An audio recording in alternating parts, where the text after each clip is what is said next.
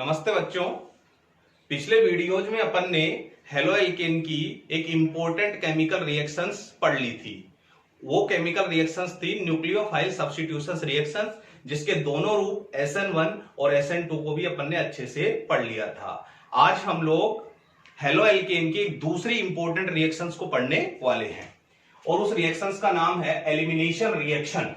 ठीक है, जिसको हम लोग विलोपन अभिक्रिया भी कह सकते हैं। और ये जो एलिमिनेशन रिएक्शन है, इसके नाम में ही अभिक्रिया छिपी हुई है। एलिमिनेशन का अर्थ क्या होता है? एलिमिनेशन का अर्थ होता है निकलना। ठीक है, यानी कि छोड़कर चले जाना। और यहां पे एलिमिनेशन रिएक्शन किसकी करने वाले हैं अपन? हेलो एल्केन की। तो इसका मतलब क्या हुआ कि हेलो एल्केन में से कुछ छोड़कर निकलने वाला है। ठीक है, अब वो छोड़कर क्या निकलेंगे? कुछ एलिमेंट्स निकलेंगे। और वो कौन से एलिमेंट्स होंगे और कैसे निकलेंगे, वो अब मैं तुम्हें बताने जा रहा हूं। ठीक है, तो ध्यान देना। जैसे इसके लिए मैं कोई सा भी एक हेलो एल्केन का एग्जांपल ले लेता हूं। जैसे मैंने लिखा CH3 CH2Cl। ठीक है, इसको अपन क्या कह सकते हैं? Ethyl chloride. ओके, और IUPAC में बोलना चाहे तो क्लोरोएथेन भी बोल सकते हो, कोई दिक्कत नहीं है। अच्छा, अभिक्रिया स्टार्ट करूं मैं, उससे पहले एक इंपॉर्टेंट बात समझाने जा रहा हूं, जो ध्यान से समझना। ठीक है, वो इंपॉर्टेंट बात क्या है कि हेलोजन जिस कार्बन से जुड़ा होता है उसको अपन अल्फा कार्बन कहते हैं। तो देखो, ये जो हेलोजन है वो इस कार्बन से जुड़ा हुआ है, तो ये कार्बन क्या कहलाएगा? अल्फा कार्बन कहलाएगा। ठीक है, और अल्फा कार्बन के ठीक जो निकटस्थ कार्बन होता है उसे हम बीटा कार्बन कहते हैं। ठीक है, तो ये हो गया बीटा कार्बन। अब ये हमारे पास एक हेलो एल्केन है और इसमें से एलिमिनेशन करना है। तो ध्यान से सुनना बच्चों, इसके अंदर क्या होगा कि अल्फा कार्बन से तो इस हेलोजन का एलिमिनेशन होगा और बीटा कार्बन से एक हाइड्रोजन परमाणु का एलिमिनेशन होगा। मैं क्या कह रहा हूं, ध्यान से देखना। अल्फा कार्बन से तो हेलोजन का एलिमिनेशन होगा और बीटा कार्बन से हाइड्रोजन का एलिमिनेशन होगा। अच्छा, देखो कैसे होता है बच्चों। ये अभिक्रिया होती है एल्कोहलिक KOH की उपस्थिति में। यही इंपॉर्टेंट है। किसकी उपस्थिति में होती है? एल्कोहलिक KOH की उपस्थिति में होती है, जहां पर ये एल्कोहलिक KOH खुद अभिकर्मक का काम भी कर सकता है। ठीक है, तो ध्यान देना, ये जो एल्कोहलिक KOH होता है, इसमें क्या होता है कि जब ये KOH टूट जाता है तो इसके अंदर से जो OH- निकलता है, ठीक है, ये OH- यहां पर थोड़ा बल्की होता है और किसकी तरह काम करता है? किसी क्षार, मतलब किसी बेस की तरह कार्य करता है। ठीक है, मैं क्या कह रहा हूं कि अभिक्रिया किसकी उपस्थिति में होगी? एल्कोहलिक KOH की उपस्थिति में होगी, जहां पर KOH से निकलने वाला OH- किसका काम करेगा? किसी क्षार का काम करेगा। क्यों? क्योंकि ये OH- यहां पर इस एल्कोहल के कारण बल्कि या भारी हो जाता है। अब ध्यान से देखना गाइस, यहां पर क्या होगा कि ये जो CH3 है, अभिक्रिया को समझाने के हिसाब से मैं इस CH3 को ऐसे भी लिख देता हूं, कोई परेशानी नहीं है। ठीक है, तो ये OH- क्या करेगा? इस OH-, ठीक है, तो OH- क्या करेगा? इस H को अपनी ओर अट्रैक्ट करेगा। ठीक है, अब यहां पे इलेक्ट्रॉनों की डेंसिटी ज्यादा है, इलेक्ट्रॉनों का घनत्व ज्यादा है क्योंकि माइनस चार्ज है। ठीक है, तो ये यहां से H को अपनी ओर अट्रैक्ट करेगा और किस रूप में अट्रैक्ट करेगा?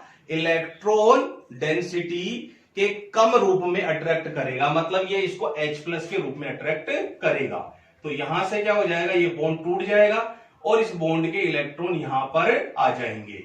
ठीक है, और H+ को ये OH- अट्रैक्ट कर लेगा। ऐसे में H+ जो है वो OH- के साथ चला जाएगा और एक प्रोडक्ट हमारा क्या बन जाएगा? H2O बन जाएगा। आगे समझो गाइस कि जैसे इस बॉन्ड के इलेक्ट्रॉन यहां पर आएंगे, ठीक है, तो ये जो हेलोजन परमाणु है, ठीक है, इसकी हमें पता है इलेक्ट्रोनेगेटिविटी ज्यादा है और ये लिविंग ग्रुप है, यानी कि छोड़ने वाला जो है ग्रुप है वो है, तो यहां से भी क्या हो जाएगा, बॉन्ड टूट जाएगा। और अगर ये बॉन्ड टूटेगा तो चूंकि इलेक्ट्रोनेगेटिविटी क्लोरीन की ज्यादा है, किससे, कार्बन से, तो इस बॉन्ड के इलेक्ट्रॉन इधर आ जाएंगे और ये Cl माइनस के रूप में निकल जाएगा।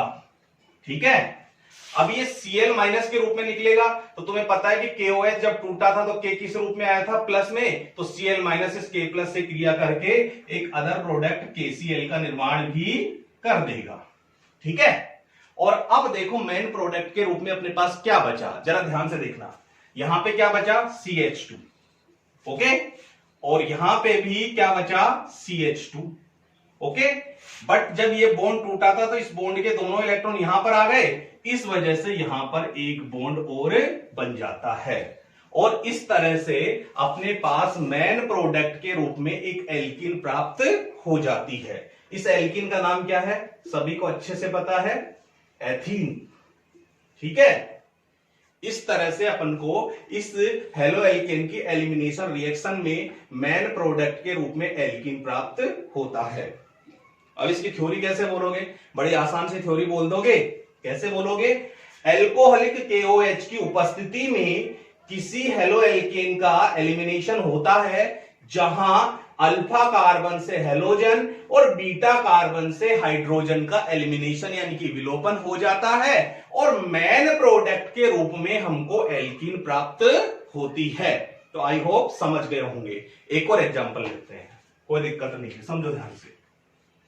जैसे मैंने ये लिखा CH3, CH2, CH2 और ये Br। ठीक है, इसका नाम क्या है, 1 2 3 कार्बन है, तो 3 कार्बन है तो प्रोपिल, और Br क्या हो जाएगा, ब्रोमाइड, तो इसका नाम क्या हो गया, प्रोपिल ब्रोमाइड। और अगर IUPAC में लिखना चाहो तो बहुत आसानी से लिख सकते हो, 1 2 3 यानी कि 1 ब्रोमो प्रोपेन। ठीक है, तो कैसे भी लिख दो। अच्छा, अभिक्रिया किसकी उपस्थिति में होगी गाइस, पता है तुम्हें, एल्कोहलिक KOH की उपस्थिति में, जहां पर जब KOH टूटेगा तो OH माइनस प्राप्त होगा और ये OH माइनस किसकी भूमिका में होगा, किसी क्षार की भूमिका में होगा, क्योंकि OH माइनस एल्कोहल के संपर्क में है, इस वजह से ये बल्कि हो जाएगा।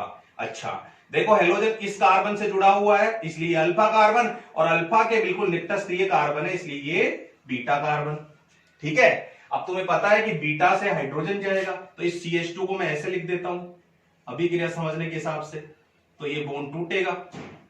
ठीक है, और इस H प्लस को कौन अट्रैक्ट करेगा, ये OH माइनस, और इस बॉन्ड के जो मुक्त इलेक्ट्रॉन है वो यहां पर चले जाएंगे। फिर क्या होगा, यहां से बॉन्ड टूटेगा, और जब यहां से बॉन्ड टूटेगा तो इसके इलेक्ट्रॉन Br की तरफ चले जाएंगे, तो यहां से जो H प्लस निकलेगा वो इस OH से क्रिया करके क्या बना लेगा, H2O बना लेगा। ठीक है ना, और जो यहां से Br निकलेगा वो इस K प्लस से क्रिया करके पोटेशियम ब्रोमाइड यानी कि KBr बना लेगा। और बचेगा क्या, देखो जरा ध्यान से देखना क्या बचने वाला है, वहां पे क्या है, CH3, ओके, फिर यहां पे क्या है, CH और ये CH2। तो ये जो बॉन्ड टूटा था, इस बॉन्ड के इलेक्ट्रॉन यहां पर आ गए तो डबल बॉन्ड बन गया, और बताओ हमारे पास मेन प्रोडक्ट के रूप में एक एल्कीन प्राप्त हो गई है। इस एल्कीन का नाम क्या होगा, प्रोपीन। ठीक है, तो आई होप गाइस तुम लोग समझ गए होंगे कि एलिमिनेशन रिएक्शन क्या है।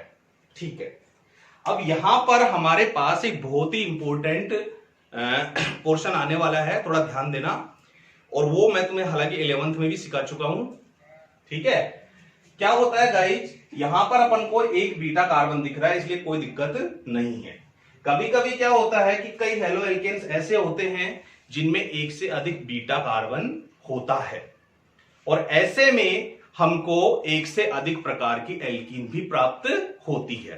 मैं बताता हूं तुम्हें एग्जांपल देकर, जैसे कि देखो यहां पर ध्यान से देखना, CH3, CH2, CH और Cl और ये CH3।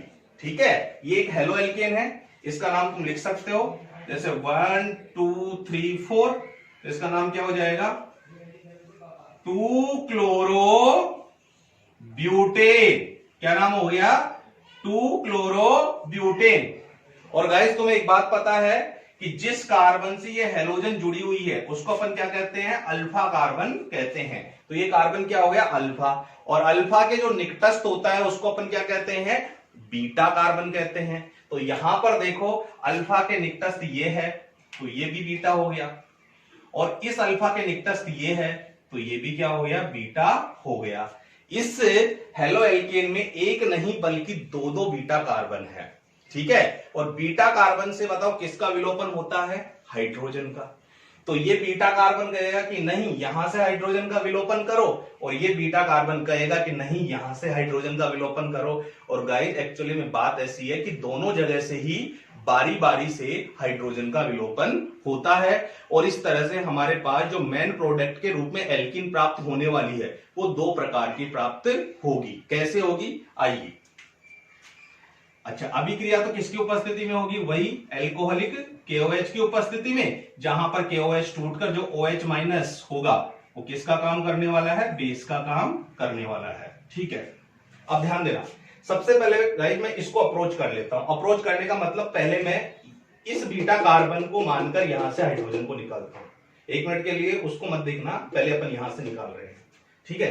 तो देखो CH3 है ना, और फिर ये CH2, ओके, और ये CH, ओके, और ये CH3 था, और ये Cl था, ऐसे था ना। तो कैसे निकला, सुनो ध्यान से। तो ये यहां से ये जो देखो ध्यान से देखना, ये CH3 है, मैं इसको ऐसे लिख देता हूं H। तो यहां से अगर ये बॉन्ड टूटेगा तो बॉन्ड के इलेक्ट्रॉन गाइस यहां पर आएंगे, और ऐसे में ये हेलोजन भी टूटकर निकल जाएगा। तो इस अल्फा कार्बन से तो हेलोजन निकल गया, और ये जो बीटा कार्बन था ये वाला, इससे क्या निकल गया, एक हाइड्रोजन निकल गया, ठीक है। और ऐसे में यहां पर क्या आ गया, डबल बॉन्ड आ गया, ठीक है। तो ये क्या बन गया, देखो काउंट करो, डबल बॉन्ड को एक नंबर दोगे तो 1 2 3 4, क्या बन गई ये, 1 ब्यूटीन, ओके, या ब्यूट 1 भी इन भी बोल सकते हो। और अब की बार अब इस बीटा कार्बन को अप्रोच कर लो, यहां से तुम लोग हाइड्रोजन को निकाल दो, तो देखो क्या होगा। एक बार मैं पूरा लिख देता हूं फिर निकाल कर बता दूंगा। CH3 ऐसे है, ये CH2, और यहां से अपन हाइड्रोजन निकालने वाले हैं, इसलिए एक हाइड्रोजन को मैं ऐसे नीचे लिख देता हूं, और ये CH और ये CH3। तो गाइस क्या होगा, इससे हाइड्रोजन निकलेगा, ठीक है, और बॉन्ड के इलेक्ट्रॉन यहां चले जाएंगे, और इस यहां से क्या निकल जाएगा, हेलोजन निकल जाएगा।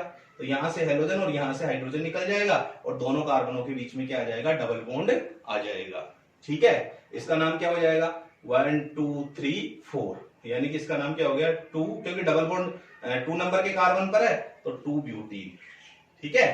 तो यहां से अगर अपन ने हाइड्रोजन को निकाला तो इन दोनों कार्बनों के बीच में डबल बॉन्ड आ गया और 1 ब्यूटीन प्राप्त हुआ। और अगर इस बीटा कार्बन से हाइड्रोजन का विलोपन किया, एलिमिनेशन किया, ठीक है, तो यहां पर डबल बॉन्ड आ गया और अपन को क्या प्राप्त हो गई, 2 ब्यूटीन प्राप्त हो गई। तो कहने का मतलब यह है कि अगर हेलो एल्केन में एक से ज्यादा बीटा कार्बन है तो हाइड्रोजन का दोनों जगह से विलोपन हो सकता है, और हमें दो प्रकार के प्रोडक्ट के रूप में एल्कीन प्राप्त होते हैं, ठीक है। लेकिन गाइस यहां पर सबसे बड़ी बात और इंपॉर्टेंट बात क्या है कि यहां पर ये जो दोनों प्रकार की एल्कीन हमें प्राप्त हुई है, इनमें एक तो बहुत ज्यादा मात्रा में प्राप्त होती है और एक कम मात्रा में प्राप्त होती है, ठीक है। मतलब इन दोनों के अंदर एक तो मुख्य प्रोडक्ट कहलाता है और एक अल्प प्रोडक्ट कहलाता है। अब सवाल यहां पर यह आता है कि इनमें ज्यादा मात्रा में यानी कि मुख्य रूप से कौन प्राप्त हो रहा है, और अल्प मात्रा में इनमें से दोनों एल्कीनों में से कौन प्राप्त हो रहा है। इस समस्या को सुलझाने के लिए हमारे पास एक नियम होता है। वो नियम हालांकि मैं तुम्हें 11th में भी बता चुका हूं, लेकिन एक बार फिर से बता देता हूं, और वो नियम है सैत-जेफ का नियम। किसका नियम, सैत-जेफ का नियम, ठीक है। ध्यान से देखना तुम लोग, देखो सैत-जेफ क्या करता है, हमारा सैत-जेफ हमारी सहायता करता है दोनों एल्कीनों में से अधिक मात्रा में कौन सी एल्कीन प्राप्त होती है इसका पता लगाने में। सैत-जेफ क्या कहता है, सैत-जेफ ये कहता है कि यदि हेलो एल्केनों में एक से अधिक बीटा कार्बन है तो एक से अधिक प्रकार की क्या प्राप्त होंगी, एल्कीन प्राप्त होंगी। अब ध्यान से सुनना, इन एल्कीनों में मुख्य एल्कीन वो होती है जिसमें अल्फा हाइड्रोजन परमाणुओं की संख्या अधिक होती है।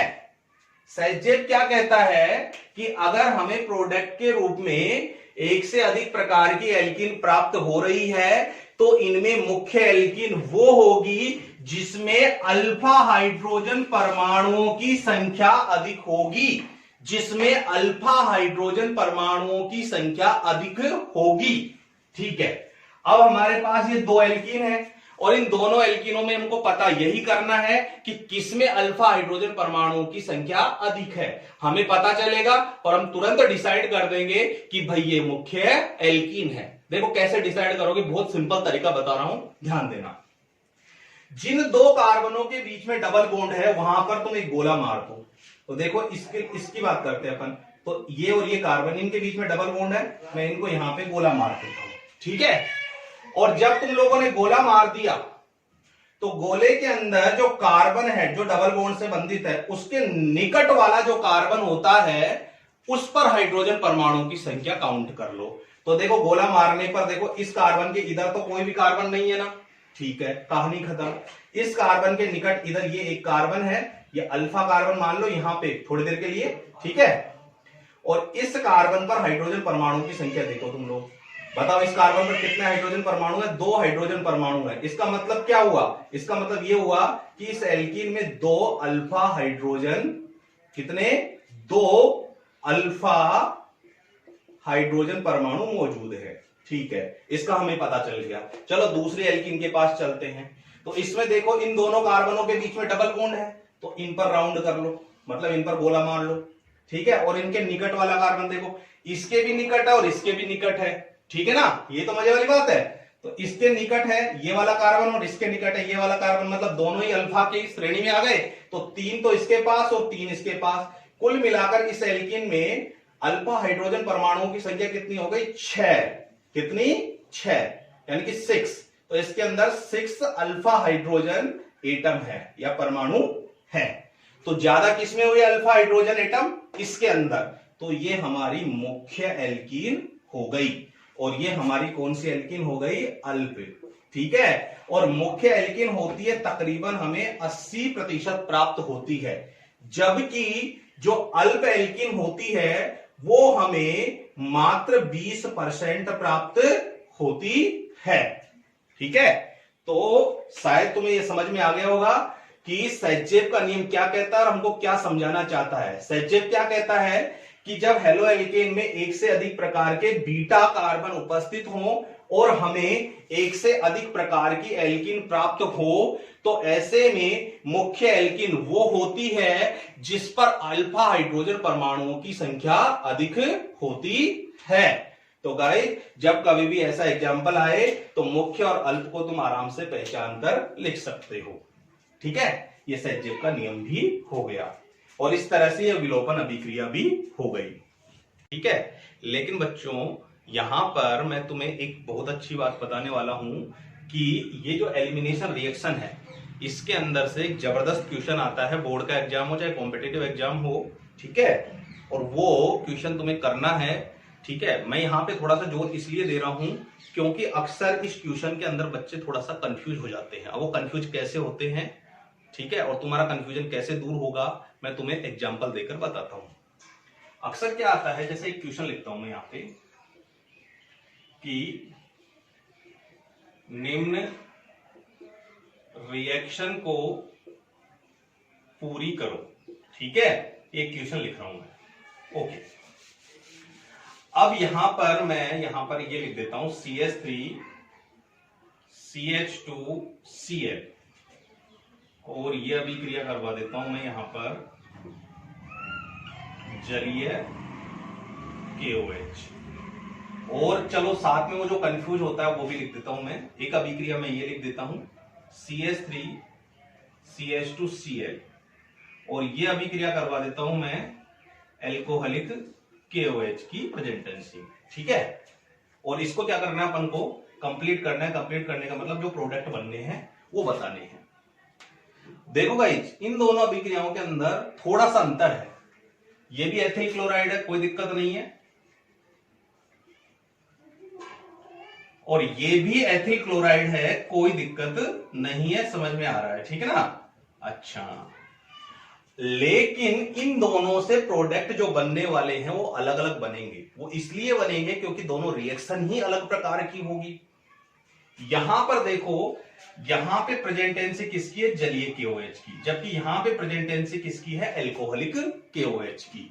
तो गाइस, अभी अभी अपन ने एलिमिनेशन रिएक्शन पढ़ी है, और मैंने ये तुम्हें एक बात बताई है कि अगर यहां पर एल्कोहलिक KOH होगा तो ही एलिमिनेशन रिएक्शन होगी।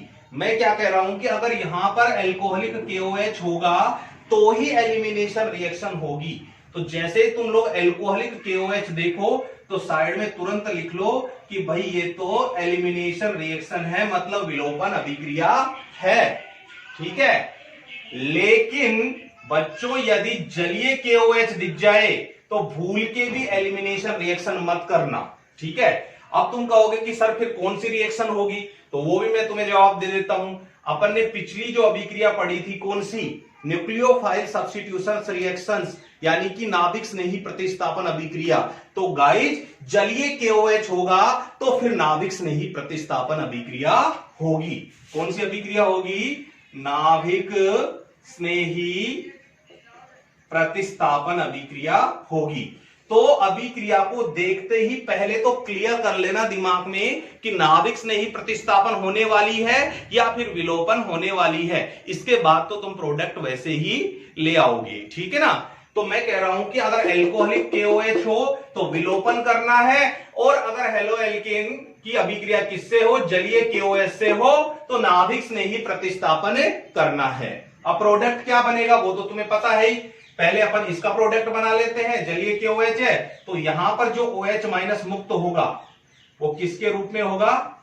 नाभिक स्नेही के रूप में होगा। ठीक है, और यहां से वो बॉन्ड तोड़कर, चूंकि बॉन्ड के इलेक्ट्रॉन इधर आ जाएंगे तो यहां पे नेगेटिव चार्ज और यहां पर पॉजिटिव चार्ज, जैसा कि अपन ने पहले देखा था, और ये जो नाभिक स्नेही है वो इस नाभिक स्नेही को सब्स्टिट्यूट कर देगा, और प्रोडक्ट के रूप में अपने पास क्या प्राप्त हो जाएगा? मेन प्रोडक्ट के रूप में CH3 CH2OH, मतलब एल्कोहल प्राप्त हो जाएगा। इसको तुम लोग एथिल एल्कोहल भी बोलते हो। ठीक है, तो मेन प्रोडक्ट के रूप में क्या प्राप्त हो गया अपन को? Ethyl alcohol. और अदर प्रोडक्ट के रूप में ये Cl इस K से क्रिया करके KCl बना सकता है। ओके, अब एल्कोहलिक KOH आ गया। चलो नीचे वाली कंप्लीट कर लो। विलोपन करना है, करोगे कैसे? कि यहां जो OH माइनस टूट कर आएगा वो बल्कि होगा, और वो नाभिक स्नेही का कार्य न करके और किसी क्षार यानी कि किसी बेस के रूप में कार्य करेगा। और तुम्हें पता है कि हेलोजन इससे जुड़ा हुआ, तो ये अल्फा कार्बन और अल्फा के पास वाला बीटा कार्बन, तो बीटा कार्बन से वो यहां से बॉन्ड टूटेगा, H+ को ये ग्रहण कर लेगा, और इस बॉन्ड के इलेक्ट्रॉन यहां पर आ जाएंगे, और यहां से बॉन्ड टूटकर Cl अलग हो जाएगा। तो यहां से जो H+ निकला है वो OH से क्रिया कर लेगा और क्या बना देगा? H2O, और यहां से जो Cl निकलेगा वो K से क्रिया कर लेगा, क्या बना देगा? KCl। और मेन प्रोडक्ट के रूप में देखो बच्चों, CH2 और ये CH2, और यहां से डबल बॉन्ड यहां पे आ गया तो CH2 डबल बॉन्ड CH2, मतलब एथीन बन गया। ठीक है, तो ध्यान रखना, अक्सर बच्चे यहां पर कंफ्यूज होते हैं। अगर जलीय KOH हो तो नाभिक स्नेही प्रतिस्थापन करवाना, ठीक है, और मेन प्रोडक्ट के रूप में एल्कोहल का फॉर्मेशन करना, और अगर एल्कोहलिक KOH हो तो विलोपन करना, एलिमिनेशन करना, और मेन प्रोडक्ट के रूप में एल्कीन बनाना।